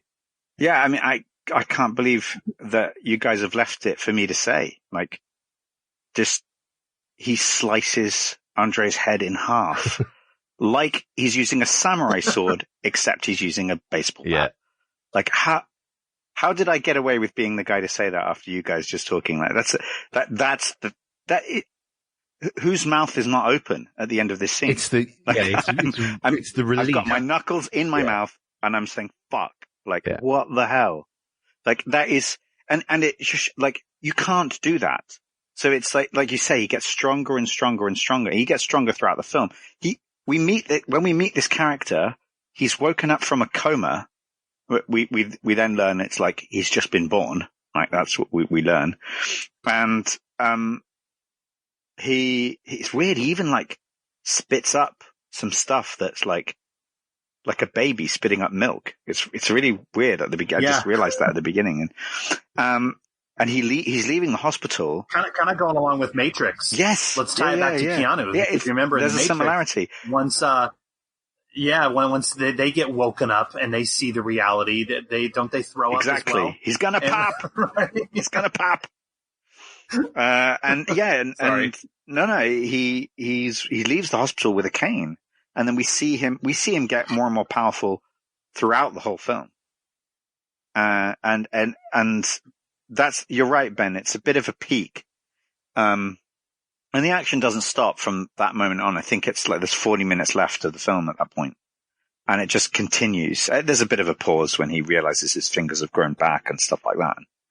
It's just, but it is a shame. It's a failing of the film that I don't think that you see a better fight scene afterwards. Arguably the one with Dolph is pretty good. Like, it's about the same quality, I think. It's just not as fun because it's not as innovative. Yeah, and also, you know, when he's fighting Arlovsky, they're comparable in age and strength, I would say, or different styles. Yeah. When he's fighting Dolph, you know, Dolph's 20, 30 years older than him. So it's obviously going to be different. And you see that in the fight that Dolph has with Arlovsky earlier on in the film. Let's just say, you know, we were talking about how beautiful Keanu is earlier. Dolph still looks great. He looks fantastic in this film, I think. Yeah. You're very handsome, still in great shape. And he's fighting Arlovsky with, you know, his shirt off, and you can still see how ripped he is. And it's cool. It's all about how powerful he is. He's mechanical and powerful, whereas Scott Adkins is quick and graceful and innovative. And that's the difference in their fighting styles. So when you get Arlovsky and Adkins fighting each other, you can do a lot more than you can when you get Adkins and Lundgren fighting each other later on in the film. Well, I don't know if you guys noticed this or not, but actually I listened to the commentary that is on the Blu-ray for this. John Hyams and Dolph lend a commentary to it. And it's really kind of cool because they break down their fight scene. So in the final act of the film, when John is pretty much storming the Unisol compound that Devereaux is in charge of, after John lays waste to everyone, all these no-name Unisols, he squares off against Dolph. And what's wild about this? Okay, so they're fighting in the weapons depot of the compound, and I remember listening to the commentary, and what John Hyams wanted to do is he wanted to go from big to small in this fight.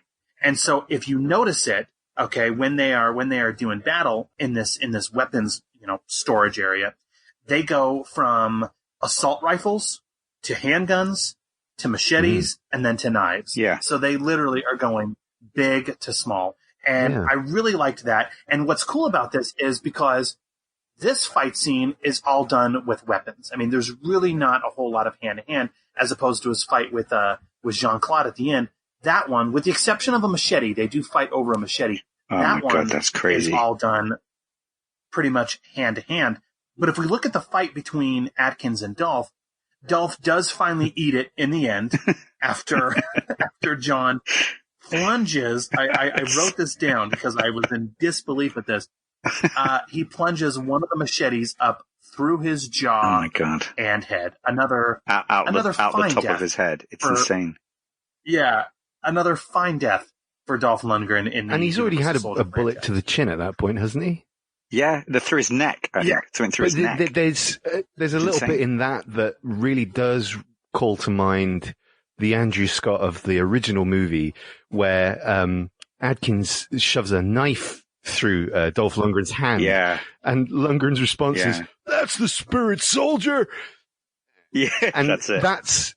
That's Dolph's best moment in the film for me. It made me smile. It reminded me of why I loved him back in the day anyway, from things like Universal Soldier. He's got a great charisma, I think, and that's what Jean-Claude's performance is missing in this film. Partly because of his character, but I think also partly because of where he was in his career.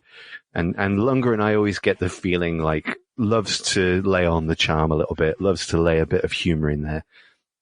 Just going back to that sort of, it's an artificial one-shot take, but it is, you know, a one-shotter as Scott's going through the compound, killing everyone. That's the moment that reminded me of John Woo, specifically the hospital shootout at the end of Hard Boiled. But I think there's something interesting in there, going back to what we were talking about earlier, is he's doing a lot of gratuitous headshots in that sequence, and he's doing it in a balletic way that is at least 2, if not 3 years before John Wick got there and did that exact same thing. Yeah. I was going to say the same point. You were talking about earlier, Sean, about Keanu, like sort of rebooting sort of action, the action genre and taking it in different directions. This did beat John Wick to this style in sort of what you might say mainstream. But it's not that it didn't exist before, the John Wick style. But you could argue this beat John Wick to it, but John Wick made it popular, if And does it better. There's no question John Wick is, beautiful when it comes to this stuff. But I just thought it's curious that, for someone looking at it now, they go, oh, this is ripping off John Wick. When actually it's, it got there first. So here's the thing about, here we are, reveling in brutal deaths. And, I think it's something that 90s action needed to save for like the very end. Cause it was like maybe an expensive shot. It's the money shot. It's the one that we're waiting for. Dolph's death at the end of Universal Soldier. It's epic. It's insane. It's like, that seems to be the only way you're going to kill this guy.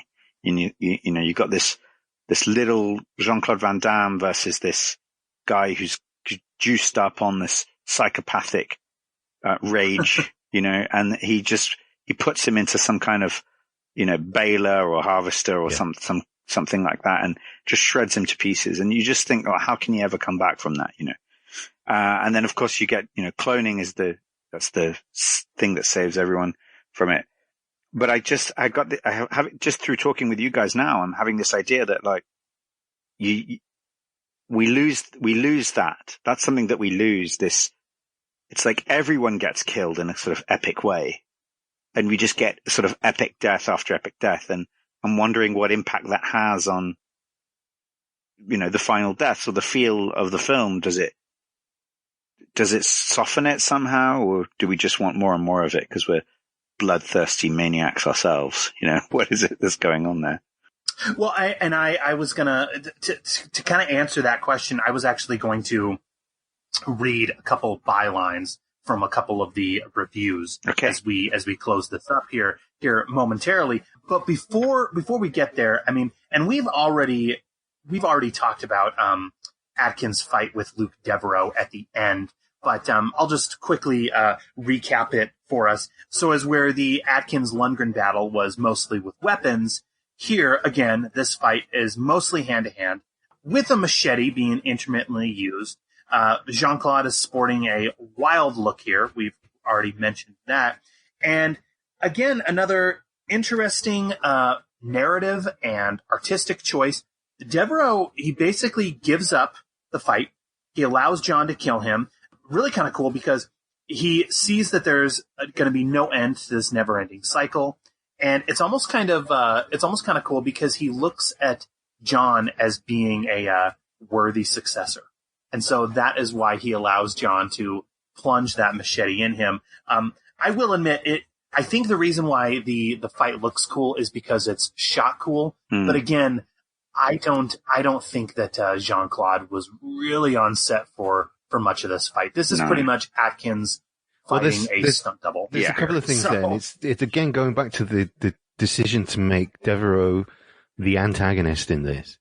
Jean-Claude doesn't like to lose fights on camera, and there was a lot of toing and froing with the production on this about how exactly he would lose a fight to Scott Adkins and yet still save face. So I wonder how much of the construction of that fight came out of that discussion. But at the same time, apparently he was arguing with Scott Adkins, who's, an accomplished fighter, absolutely, but predominantly a screen fighter. Arguing with him, saying, these kind of wild punches you're throwing, that's not what would happen in a fight. And I just wonder, because Scott Adkins is a very respectful and polite person, that he would never have said this. But I wonder how much he might have been thinking, you know what, Jean-Claude, not many people do the splits in the middle of a fight. So, but I don't think, that fight is anywhere near as memorable, actually, as the two fights that you see Lundgren in. And I'm not just saying that because we're on the Dolph Lundgren podcast. I think the thing that stands out about Jean-Claude in this film is the trippy, ghosty sequences and his weird look. But I couldn't really tell you any moments in that fight with Adkins other than the final moment where he surrenders and has that line. So, and with Devereaux being, I mean, he's now out of the franchise. He's been killed. I guess they could clone him since they established that there is a cloning technique. So I guess he, is not really dead. But the film ends with John obtaining the necessary cloning equipment so that he can take over and lead the separatists group and then take on the government. And so the film really ends on a cliffhanger. Unfortunately, we have not seen a sequel, and we have not seen where it could go. But it's wild because I went online in preparation for this, and I just pulled out a couple of the bylines on this film because, again, fans, whoever is watching this film, they either really love this movie or they hate it. And so a couple of the lines, if we take a look at some of the reviews, these are some of the positive reviews, okay, that I just highlighted. They said that the film, quote, just radiates menace. They say the entire film series, especially this one, takes a lot of creative risks as it goes along. So they found that memorable. They said the entire film has a, quote unquote, mesmeric, unreal quality where things can turn on a dime, and they often do. However, if you take a look at the negative reviews for the film, they said that the film is hyper-violent, grim. They said, someone from Entertainment Weekly said that the film is so gruelingly violent that you half wonder if the director if his goal is to make the audience get up and leave the theater rather than be a party to the brutality. It's also been called mean-spirited, joyfully violent. And then someone from the New York Daily News said that the film is bound to leave you shell-shocked purely at the movie's brutal violence. So I guess I have to ask you guys, did you guys find this film enjoyable? I know we've kind of danced around this, but is the film enjoyable to you guys? Alex, you go. Oh, right, yeah. It's very fascinating. I'm really glad that you pulled, those reviews, because hearing you say them out loud, kind of galvanized quite nicely and my feelings about this film, but films like this. And my views have changed over the years, and I go back and forth on it. But currently I'm in a phase of where I agree with both those sets of reviews. I think that they're all correct. Everything that was said is correct. But with a slight caveat of, I don't think that that's the director's goal, is to make people leave the cinema. I think that review is being funny or glib or sarcastic. But potentially there's some truth in that with it's so obviously brutal, the violence in this.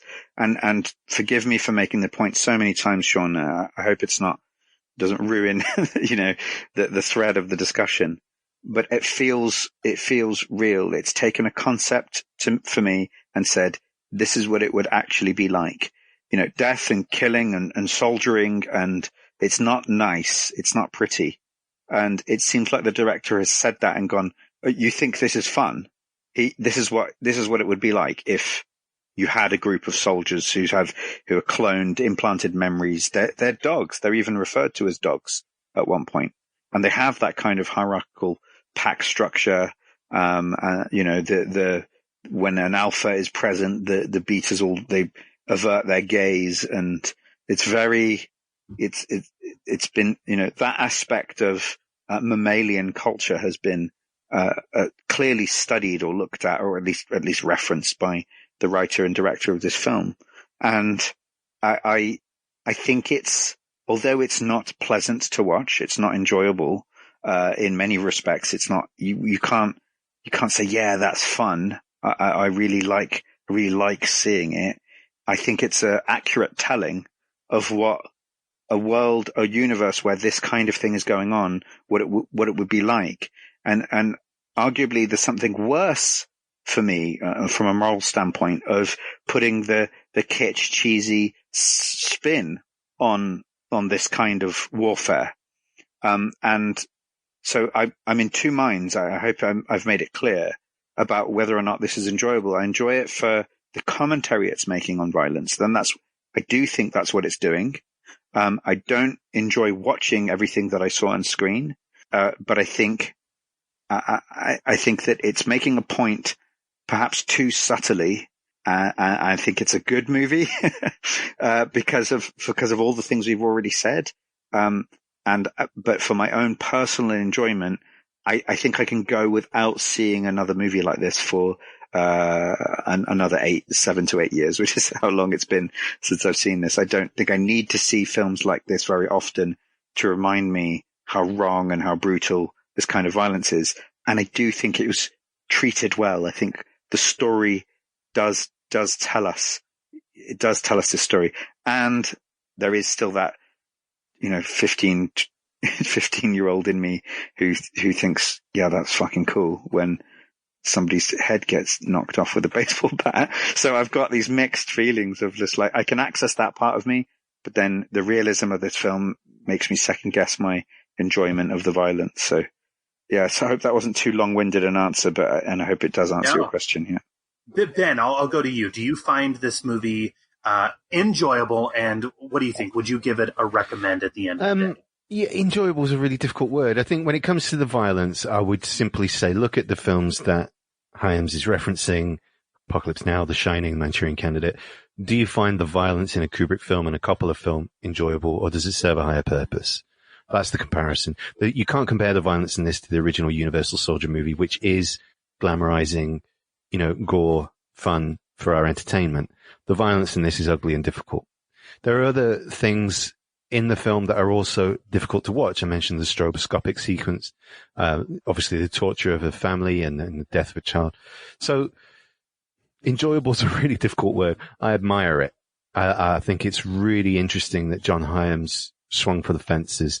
I think he succeeded a lot more than he failed. And I think if you can go in with the mindset that this isn't first and foremost an action film, but it does contain some very impressive action sequences, is absolutely a recommendation.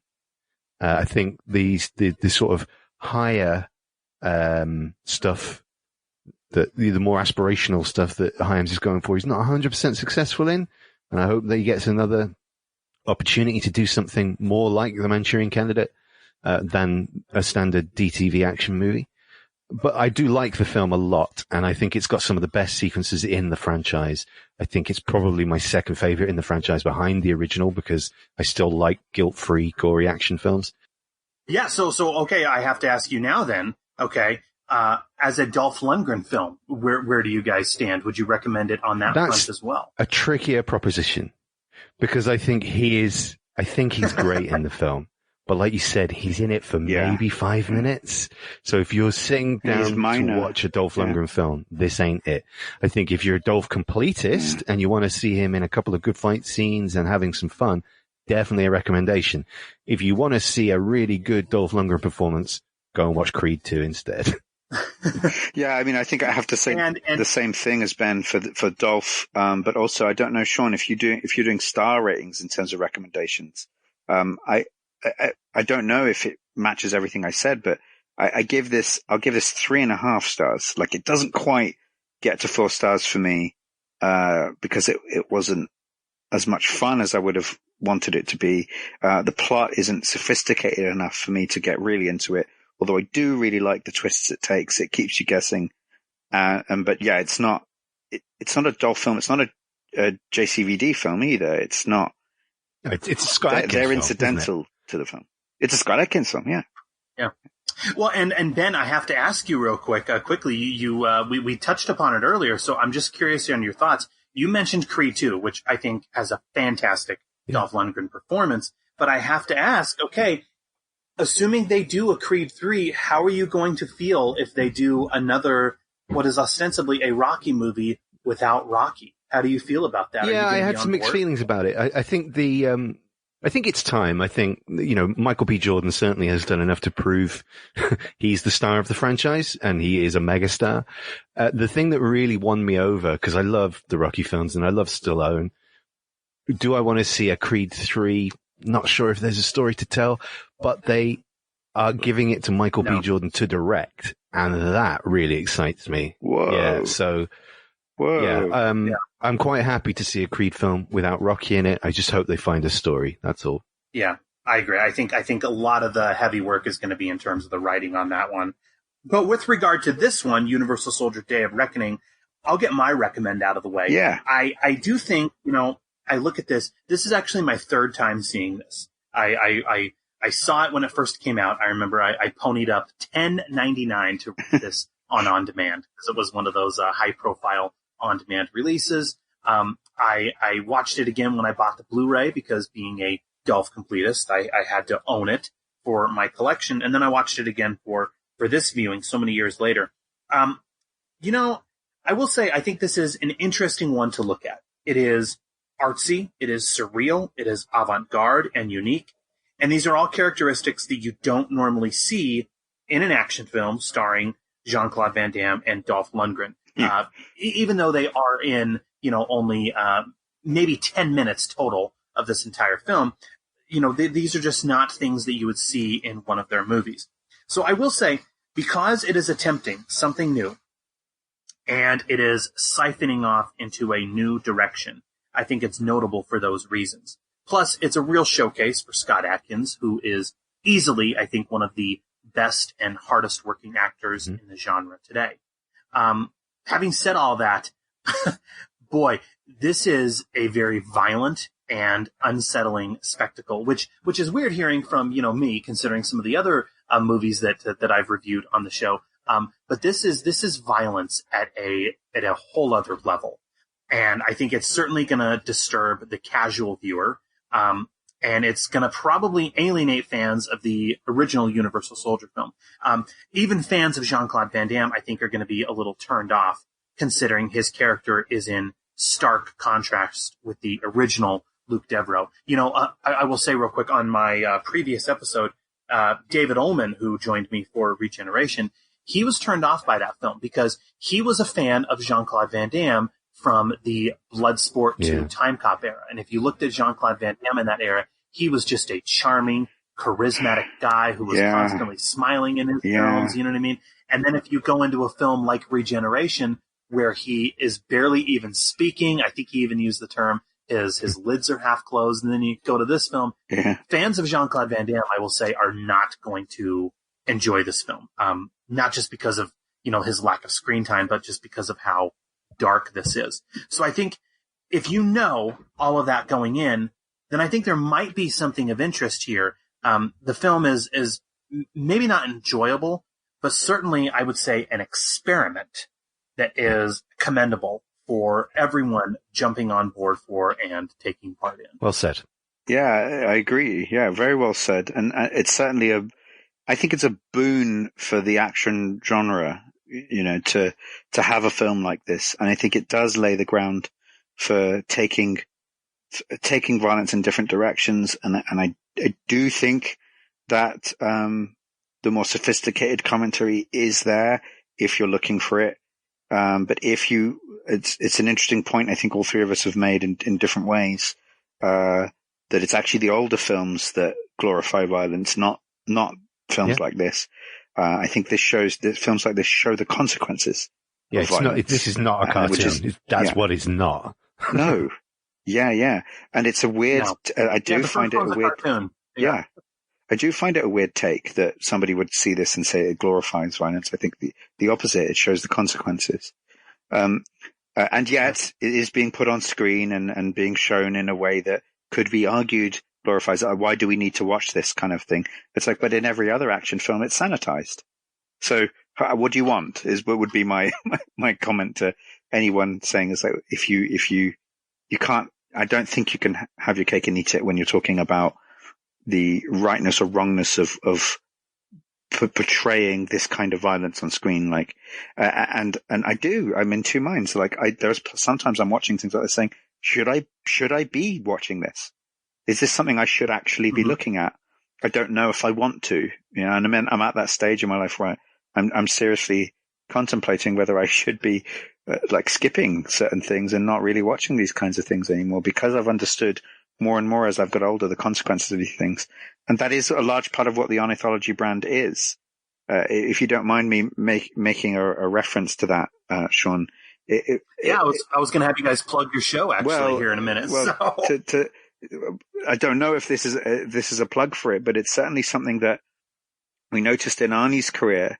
We talked about Dolph and Jean-Claude, how they've had to take on these roles. There aren't the action films that existed in the 90s. They're not being made. And in Arnie's career charts that very well in terms of we see Last Action Hero really being a farewell, like goodbye. Like the film itself was made and shot in a way that is actually saying these types of action films are gone, they're over, they're dead.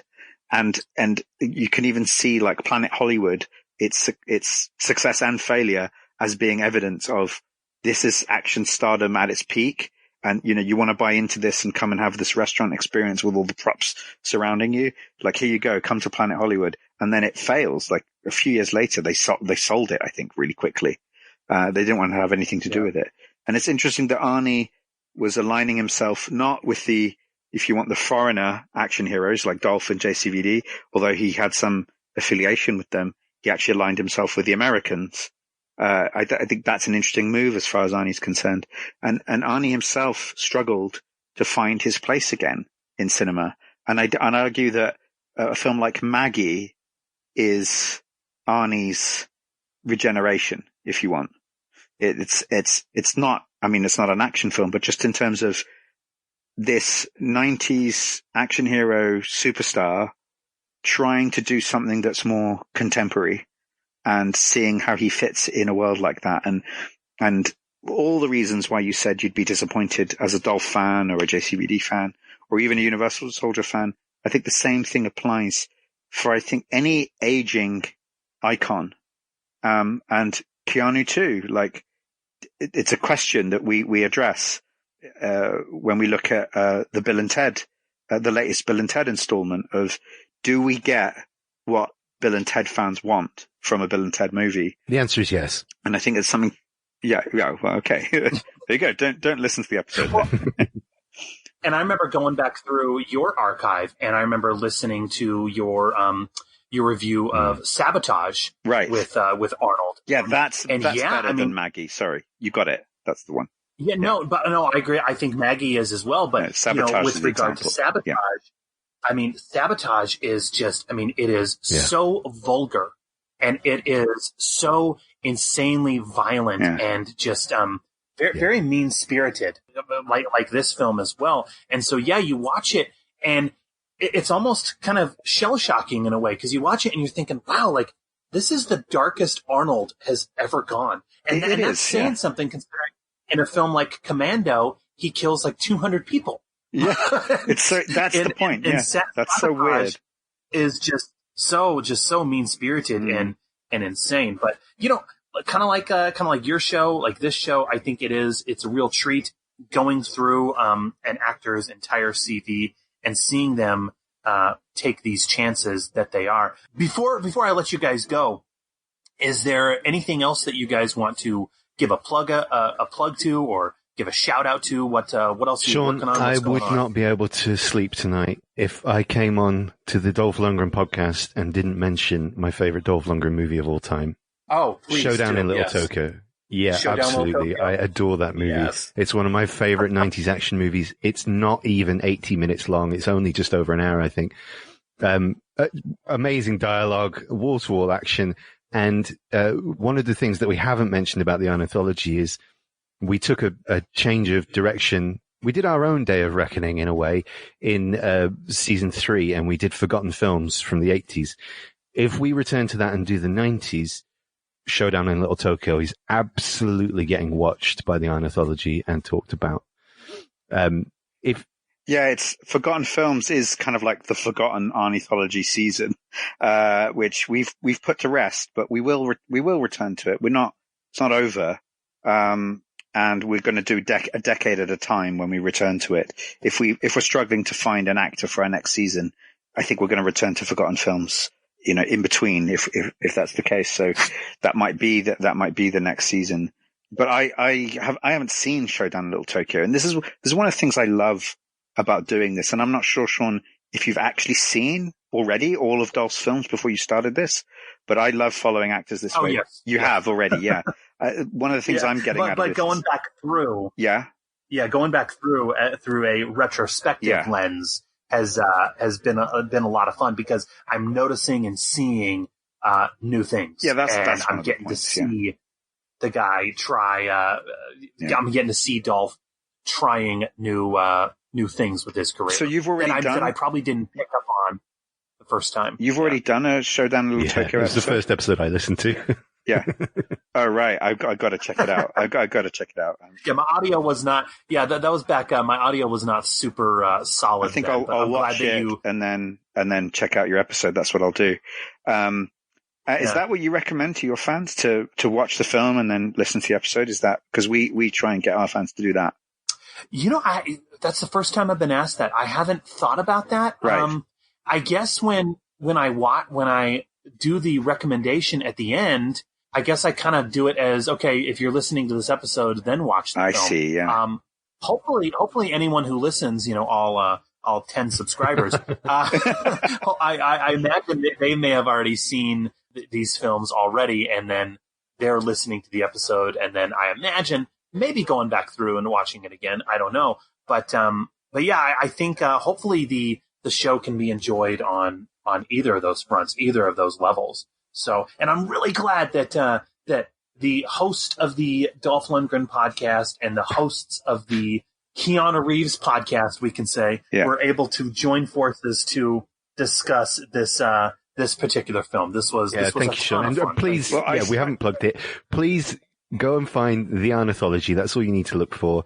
Have a listen to an episode on a film that you like, and hopefully you'll hear us ruin it and do bad impressions over the course of an hour. Yeah, that is what it's like. And Sean, I'm happy to say it right up front. I don't care if Ben disagrees. I'd love to have you on for Street Kings. That'll be great. And oh, great, good. Yeah, because cool. Yeah, this has been a lot of fun. Thank you so much. Yeah. Yes. Yeah, great. Yeah, definitely. Let's plan it. Well, guys, again, this has been a ton of fun. I would love to join you guys for Street Kings. So when you guys get there, count me in, and you guys are always welcome back. So if there's ever any films that you guys would like to come back for, I'd love to. Great, thank you, man. Okay. Well, I have to say this, Sean. From time to time we do bonus episodes that I'm sure you've noticed that have nothing to do with our current season. Like we did one on the Postman a while ago. Which I listened to that one. That was great. Which has a scene from Universal Soldier in it. So that's so cool. It's so cool. I love that crossover. And we've got this thing we call, at the moment we're calling it the Keanu-verse, where we find these little Easter eggs between movies that just, mess with our heads. And, we used to call it the Cruisey-verse before, when we did the Tom Cruise thing. And so I don't mind like these universes melding and stuff like that. So I don't know. I think you're going to get me into Dolph movies, and I might be having to make a case for us doing a few Dolph bonus episodes, actually. So if you'd be willing to come on for them, I think you're obviously the best guest we could possibly have for any of those films. Maybe I'll persuade Ben to do a Showdown in Little Tokyo episode if you don't feel that that's taking from what you've already done. And you know what I would do is I'd also put it on the feed here. Yeah, on my feed, if that's cool. We'd like to do the same with this, surely. Oh, cool. No, cool. Is that not something we do, Ben? Yeah, totally. Would we not try and put this episode on? If you're happy to share the edit with us, we'll put it on our feed for sure. Most definitely. Cool. All right. Well, guys, this has been an absolute treat. Thank you very, very much. To everyone out there who is listening, please feel free to rate and review the show on iTunes, Stitcher, or wherever else you go to subscribe. We always appreciate the reviews. And until the next day of reckoning, this was Sean, Ben Heighton, and Alex Bellardi, and we'll see you all next time on I Must Break This Podcast.